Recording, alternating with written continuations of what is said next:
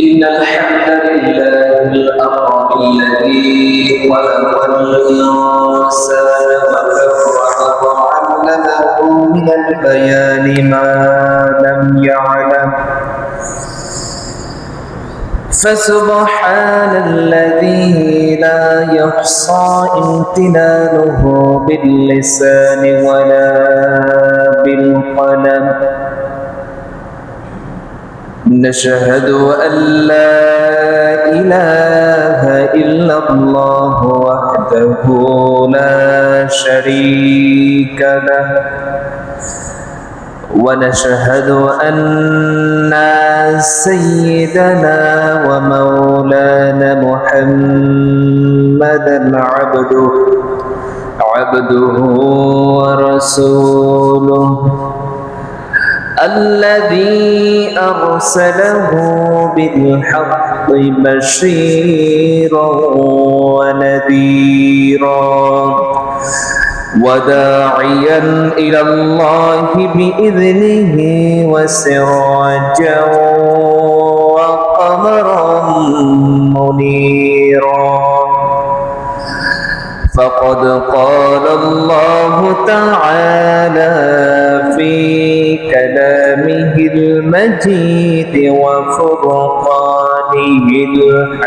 الحميد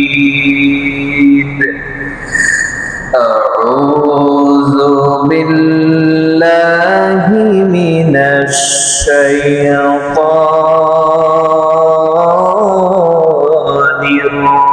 الرجيم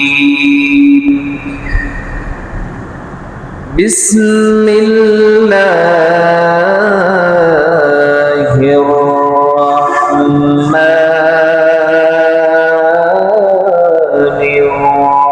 الرحيم إن الله وملائكته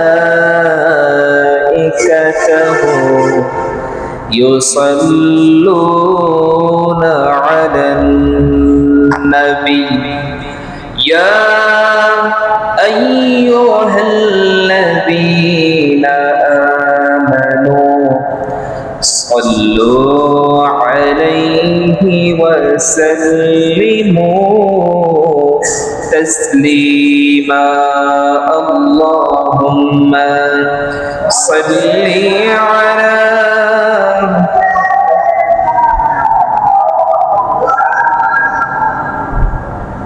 وعلى آل سيدنا اللهم صل على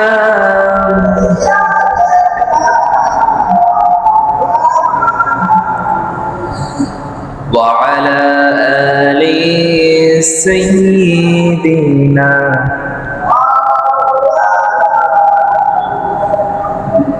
ইমানের দাবি যদি কোরবানি হয় সে দাবি পূরণে আমি তৈরি থাকি যেন ও দয়াময় আমার প্রভু দয়াময় ও দয়াময় আমার প্রভু দয়াময় ইমানের দাবি যদি কোরবানি হয় সে দাবি পূরণে আমি তৈরি থাকি যেন ও দয়াময় আমার প্রভু দয়াময় ও দয়াময় আমার প্রভু দয়াময় আলহামদুলিল্লাহ মহান আল্লাহ সুবহানাহু ওয়া তাআলার দরবারে অজস্র অগণিত শুকরিয়া আদায় করছি যিনি আমাদেরকে আজকের এই পবিত্র জুমার দিনে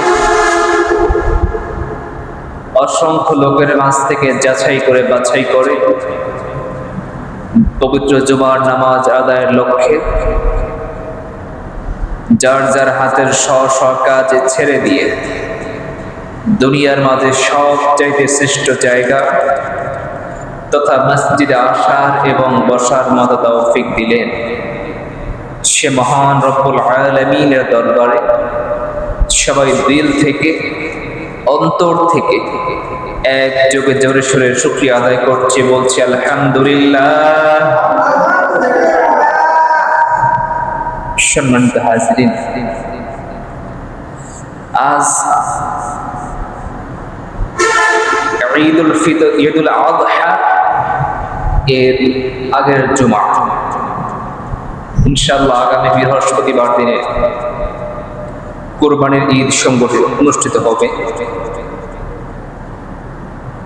আল্লাহ তাআলা মুসলমানদেরকে আনন্দ করার জন্য দুইটা দিন দিয়েছেন, একটা ঈদুল ফিতর তথা রমজানের ঈদ, আর একটা ঈদুল আযহা কুরবানির ঈদ। রমজানের ঈদ আমরা শেষ করছি মাত্র 2 মাস আগে, এখন আমাদের সামনে কোরবানির ঈদ। আমাদের উচিত যাদের সামর্থ্য আছে আল্লাহকে রাজি খুশি করার জন্য কোরবানি করা, সবারই উচিত।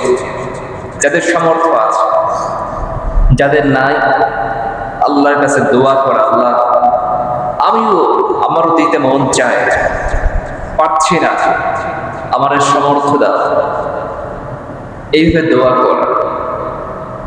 মূলত আমরা যা করবো না কেন, সেই কোরবানিটা যদি গরু হয় কিংবা ছাগল কিংবা মহিষ কিংবা ভেড়া কিংবা উট, যাই হোক না কেন, এই কোরবানি যে আমরা দেই, এগুলো আল্লাহ তাআলা, এগুলোর রক্ত তার কাছে যায় না, গোস্ত আল্লাহর কাছে যায় না।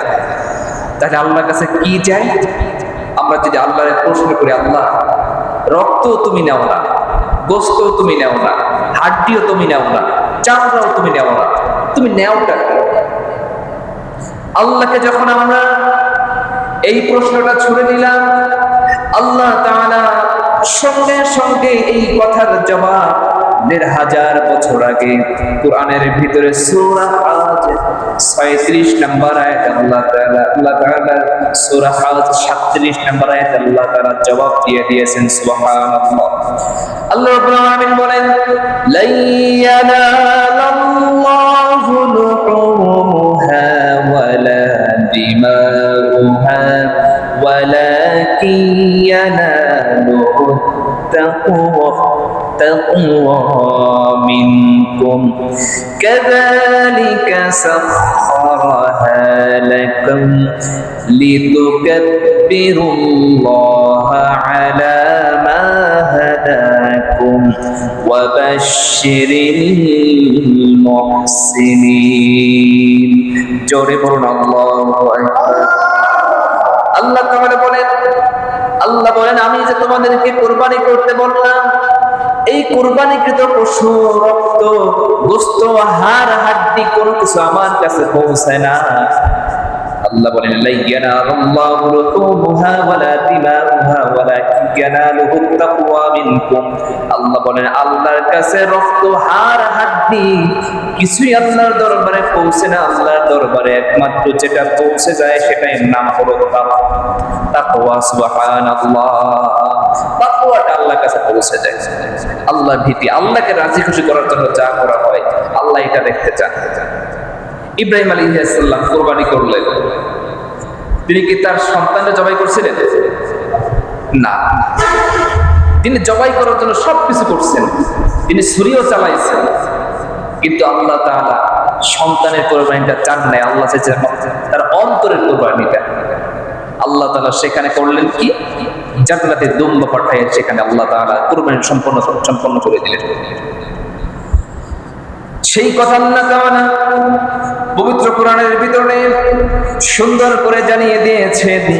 সূরা সাফফাত 102 নম্বর আয়াত আল্লাহ তাআলা বলেন, ইব্রাহিম আলাইহিস সালামকে স্বপ্নের ভিতরে তিনি কুরবানি করতে বলেছিলেন। ইব্রাহিম আলাইহিস সালামকে জানিয়ে দিলেন, এই ইব্রাহিম, আমি তোমার রব, তোমাকে জানিয়ে দিচ্ছি তোমার সবচেয়ে প্রিয় বস্তুকে তুমি আল্লাহর জন্য কোরবানি করে দাও।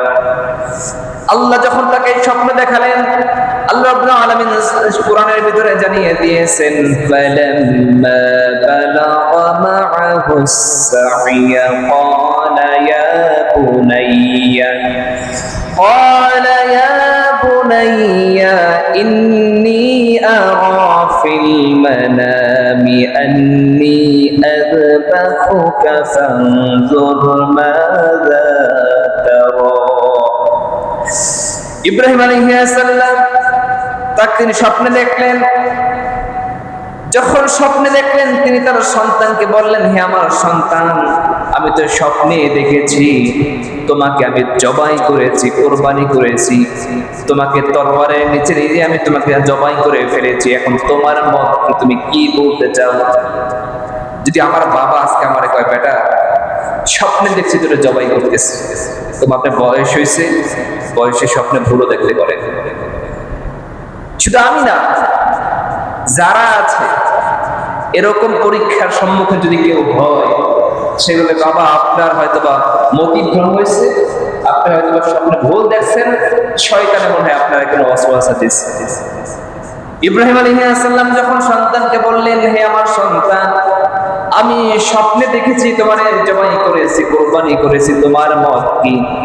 সন্তান সঙ্গে সঙ্গে তাও জানিয়ে দিয়েছেন। কি বলছেন সন্তান?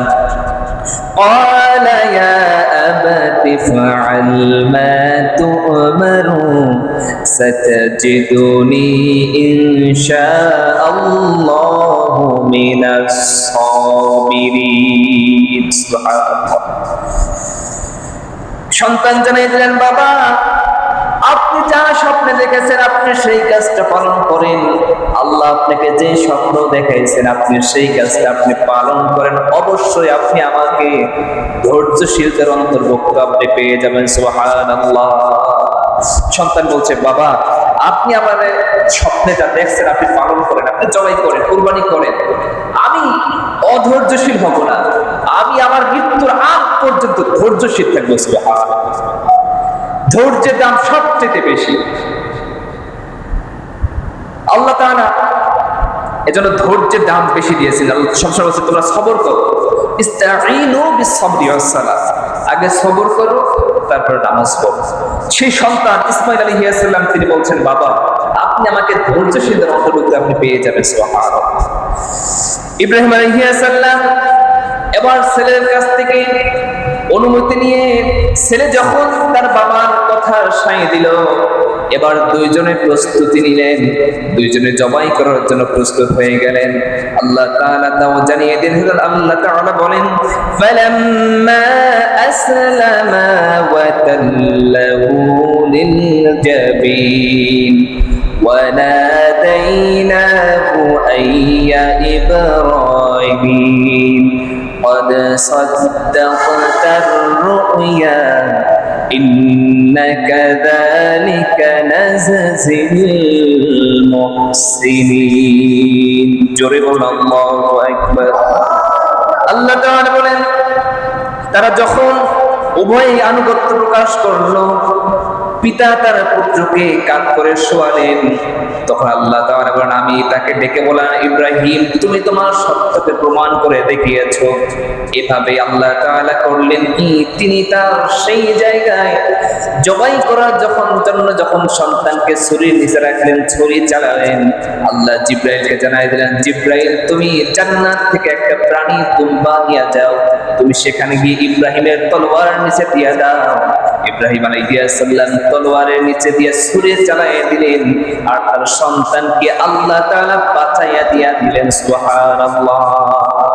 আল্লাহ বলছেন, আমি এইভাবে আমি বান্দাদেরকে পুরস্কৃত করে থাকি, তবে সবর করতে হবে। সবর করো, তোমার সবচেয়ে বড় বিপদেও আল্লাহ রক্ষা করে নেবেন। সবর হলো মূল বিষয়। সন্তান যেমন সবর করছে, বলছেন বাবা আপনি আমার জবাই করেন, কোনো সমস্যা নাই। আর বাবাও নিজের কলিজার টুকরো সন্তান, 80 বছর যাবত কোনো সন্তান হয় না। একজন আল্লাহর নবী 80 বছর ধরে কোনো সন্তান নাই, তিনি কারো মাঝারে দৌড়ায় নাই। আজকে তো আমাদের অবস্থা এমন যে একটা সন্তান 1 বছর 2 বছর না হইলে মাজারে দৌড়ায়, বাবার সন্তান দেবে, মাজারে মানত করে, গাছের নামে মানত করে, মাছের নামে মানত করে, কুমিরের নামে মানত করে। যদি মন নিয়ে মানে মানত করে এইভাবে, যদি সন্তান হয় কুমিরের একটা ছাগল খাওয়াবো, কুমিরের একটা মুরগি খাওয়াবো। গত কয়েক মাস আগে দেখছিলাম যে বাগেরহাটে একটা কুকুর কুমিরের দিছে, তারা খাইতে দিচ্ছে, জীবিত একটা কুকুর। এমন ভিডিও সামনে আসে যে কুমিরে দেখে জীবিত মুরগি ধরে ফিকা মারে পানির ভিতরে, ছাগল ফিকা মারে, কুমিরে খাইতে। ইব্রাহিম আলাইহিস সালাম আল্লাহর নবী 80 বছর কোনো সন্তান নাই। যখন সন্তান নাই 80 বছর বয়সে আল্লাহর কাছে তিনি দোয়া করলেন, আল্লাহ তাআলা তার দোয়াকে কবুল করে নিলেন। তিনি দোয়া করলেন কি, আল্লাহ বলেন ইব্রাহিম আলাইহিস সালাম দোয়া করছিলেন, রাব্বি হাবলি মিনাস সালিহিন, আল্লাহ আপনি আমাকে নেককার সন্তান দান করেন।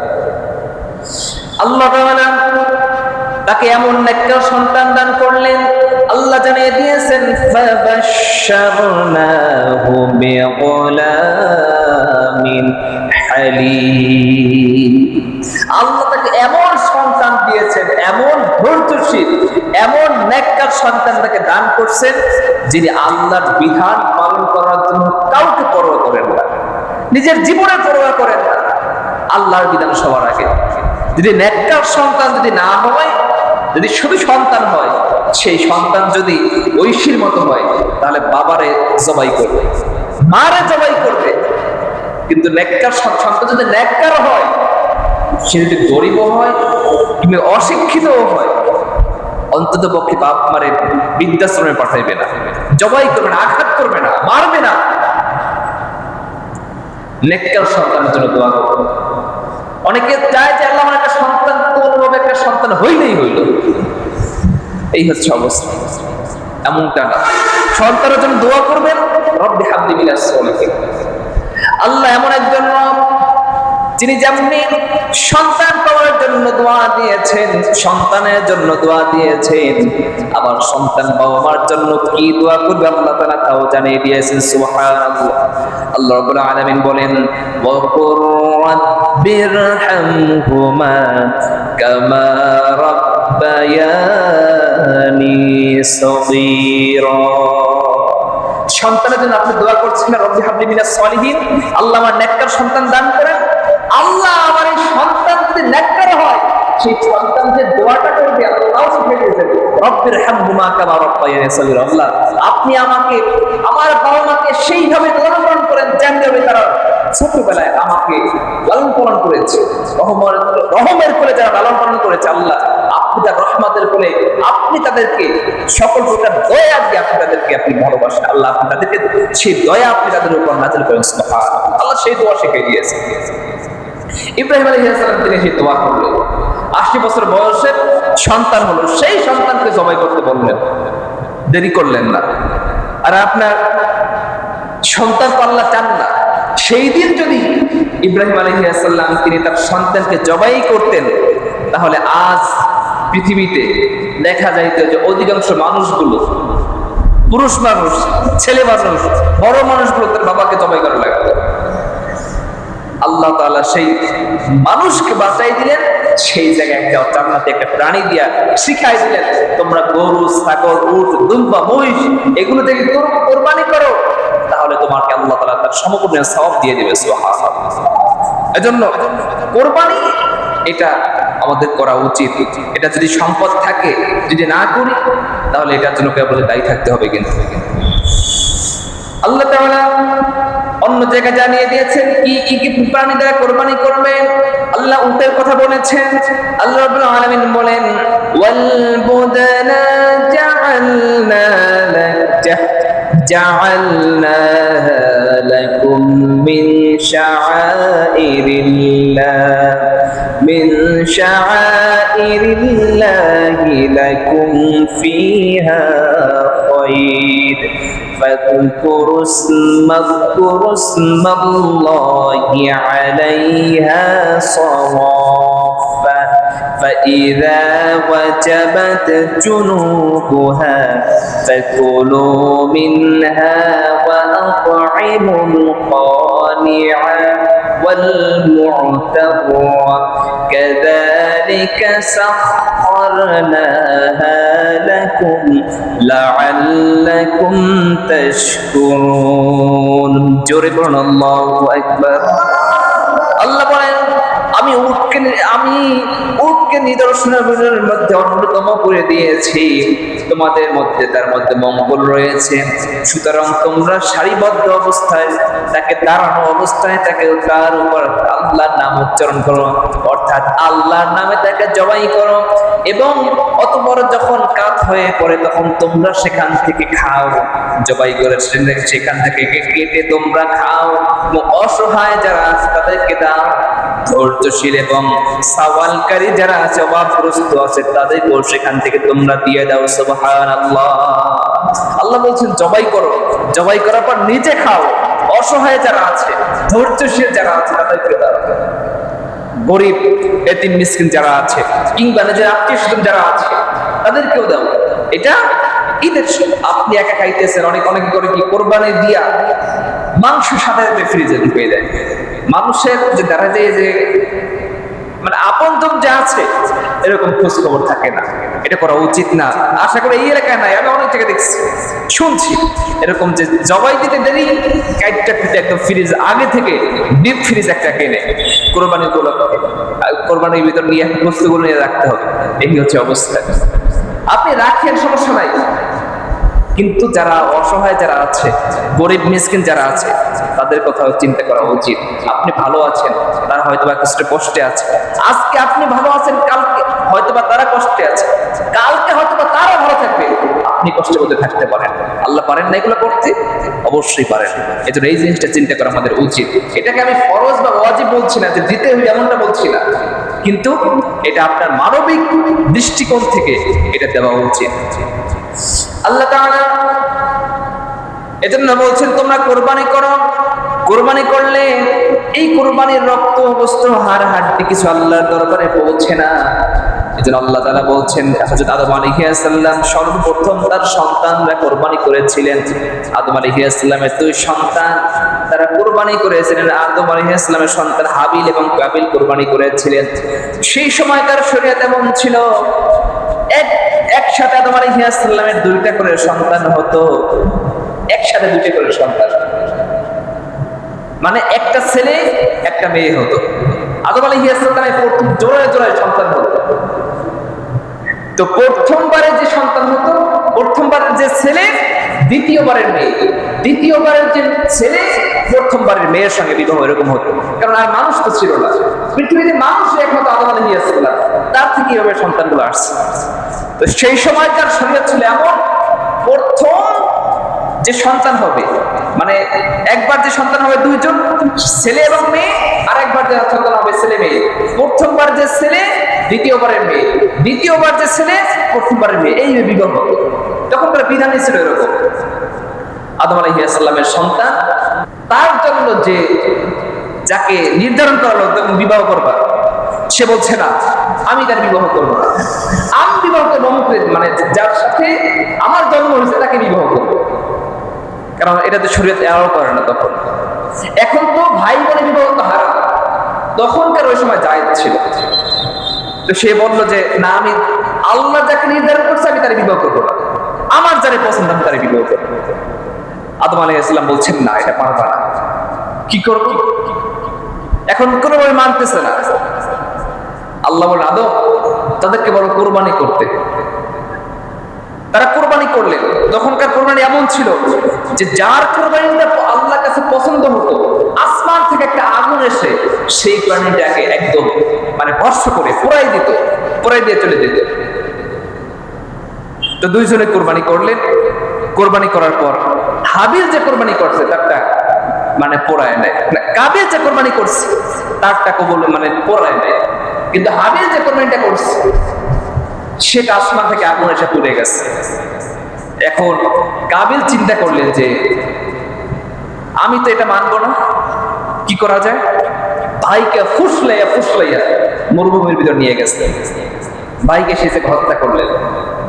হত্যা করে সেই জায়গায় একটা কাক এসে আর একটা মরা কাককে দাফন করতেছে, সে তাকে তার ভাইকে সে দাফন করে দিল।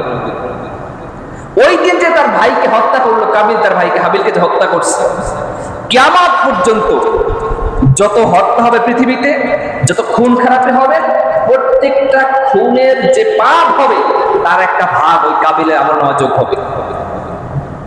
প্রত্যেকটা খারাপ কাজের পাপ ভাগ ওই কাবিলের আমলনামা যোগ হবে।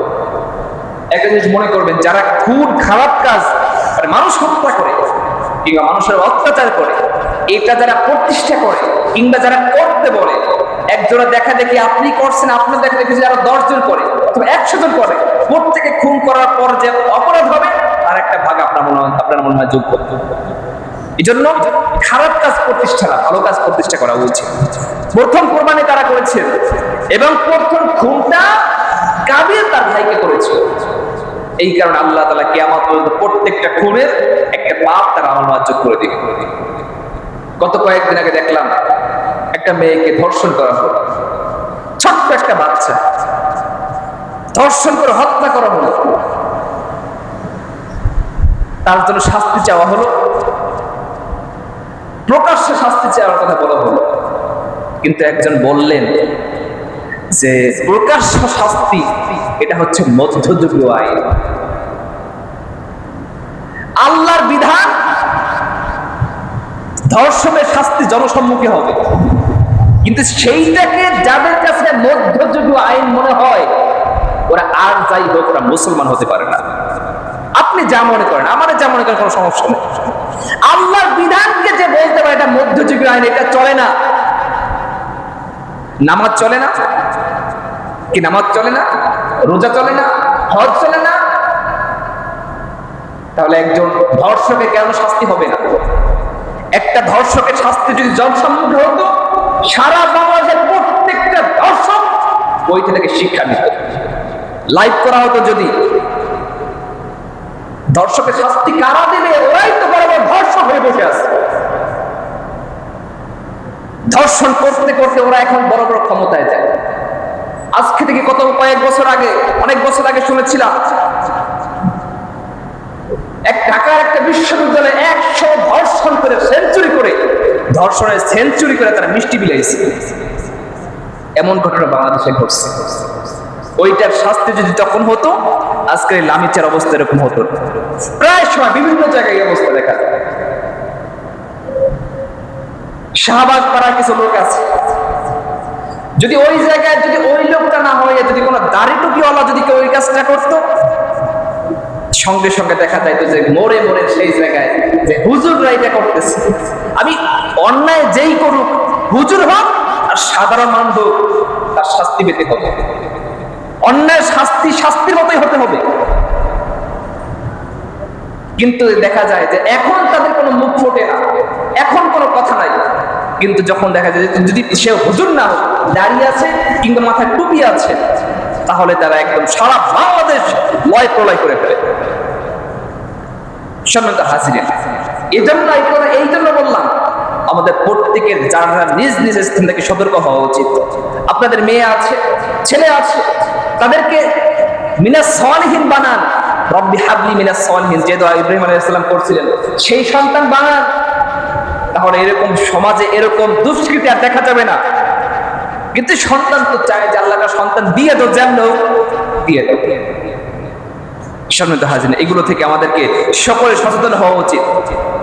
মেয়েরে পড়তে পারায় একজন ছেলের কাছে, প্রাপ্তবয়স্ক মেয়ে তারে পড়তে পারায় একা একা একজন শিক্ষকের কাছে পড়তে পারে।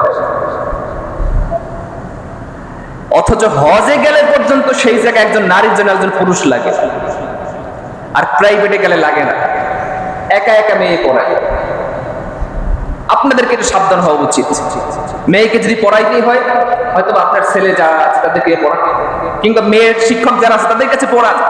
বর্তমান যে ফিতনার যুগ চলতেছে, কখন যে কি হয়ে যাবে আপনি কারে বিশ্বাস করবেন? সচেতন যদি এখন না হন, পরে কিন্তু আফসোস করলে কোনো লাভ হবে না। যার যার স্থান থেকে আপনারা যথেষ্ট ভূমিকা পালন করেন, দেখবেন যদি একটা ধর্ষকের শাস্তি যদি কোনোভাবে হতে পারে ঠিক মতো, তাহলে দেখবেন যে সব এই অন্যায় কাজগুলো সমাজে হইতেছে না। আল্লাহ তাআলা সকলকে সকল প্রকার অন্যায় কাজ, খারাপ কাজ থেকে দূরে থাকার তৌফিক দান করুন। কুরবানির দিনে কয়েকটা সুন্নাত আপনাদেরকে জানাই দিচ্ছি সংক্ষেপে 1-2 মিনিটের মধ্যে। কুরবানির দিনে মোটামুটি 13 থেকে 14টা সুন্নাত আছে, এটা পালন করার চেষ্টা করবেন। নাম্বার 1, অন্য দিনের তুলনায় তাড়াতাড়ি ঘুম থেকে ওঠা। অন্য দিন তো যা ওঠেন আর আগে ভাগে উঠবেন, আগে ভাগে অ্যালার্ম দিয়ে রাখবেন। নাম্বার 2, মিসওয়াক করা। রাসূলের সুন্নাত মিসওয়াক করা। রাসূল সব সময় তার পকেটে 3টা জিনিস থাকতো, একটা হলো মিসওয়াক, আর একটা চিরুনি, আর একটা সুগন্ধি আতর। এই 3টা জিনিস রাসূলের পকেটে সব সময় থাকতো। রাসূল ওযু করতে যেতেন তখন মিসওয়াক করতেন, কারো ঘরে ঢুকতেন তখন মিসওয়াক করতেন। তো ঈদের দিনে প্রথম কাজ হচ্ছে আগে ওঠা, নাম্বার 2 মিসওয়াক করা, নাম্বার 3 গোসল করা সুন্নাত, নাম্বার 4 শরীয়ত সম্মত সাজসজ্জা করা, এমন পোশাক যেটা শরীয়ত এলাও করে, নাম্বার 5 সমর্থ অনুযায়ী উত্তম পোশাক পরিধান করা, নাম্বার 6 সুগন্ধি ব্যবহার করা, আতর ব্যবহার করা, নাম্বার 7 ঈদুল আজহাতে যাওয়ার আগে কিছু না খেয়ে যাওয়া, মানে ঈদুল আজহার নামাজের জন্য যাওয়ার আগে না খেয়ে যাওয়া। ঈদুল ফিতরের দিনে নিয়ম সম্পূর্ণ ভিন্ন। ঈদুল ফিতরের দিনে আগে খাবেন তারপরে যাবেন, আর ঈদুল আজহার দিনে আপনি না খেয়ে যাবেন, নামাজ পড়ে আইসা যদি কোরবানি দেন তাহলে কোরবানি মাংস খাওয়া উত্তম, আর যদি না দেন তারপর আপনি সেমাই নুডলস যা খান খাইতে পারেন, কোনো সমস্যা নেই। এরপরে নাম্বার 8 সকাল সকাল তাড়াতাড়ি ঈদগাহে যাওয়া। নাম্বার 9 ঈদের ঈদগাহে মানে ঈদের নামাজ ঈদগাহে আদায় করা। বিনা অপারগতায় মসজিদ আদায় করা উচিত নয়, যদি কোনো জায়গা না থাকে তখন তার সেটা করতে পারে। এবার নাম্বার 10 যে রাস্তায় ঈদগাহে যাবে ফেরার পথে অন্য রাস্তা থেকে ফিরে আসবে। নাম্বার 11 হেঁটে হেঁটে যাওয়া। নাম্বার 12 ঈদগাহে যাওয়ার সময় উচ্চ আওয়াজে তাকবীর করা, আল্লাহু আকবার আল্লাহু আকবার লা ইলাহা ইল্লাল্লাহ আল্লাহু আকবার আল্লাহু আকবার লিল্লাহিল হামদ। না পারেন মুখস্থ করবেন, এটা সবারই মুখস্থ আছে, যেহেতু আপনারা অনেক বড় সবার সত্যি সত্যি মুখস্থ হয়েছে। তো এটা আদায় করা তৌফিক আল্লাহ আমাদের সকলকে, এই সূরাতগুলো যে বললাম এগুলো পালন করার তৌফিক আল্লাহ আমাদের সকলকে দান করুন। আমিন। হাদা মা ইনদি ওয়াল ইলমু ইনদাল্লাহ।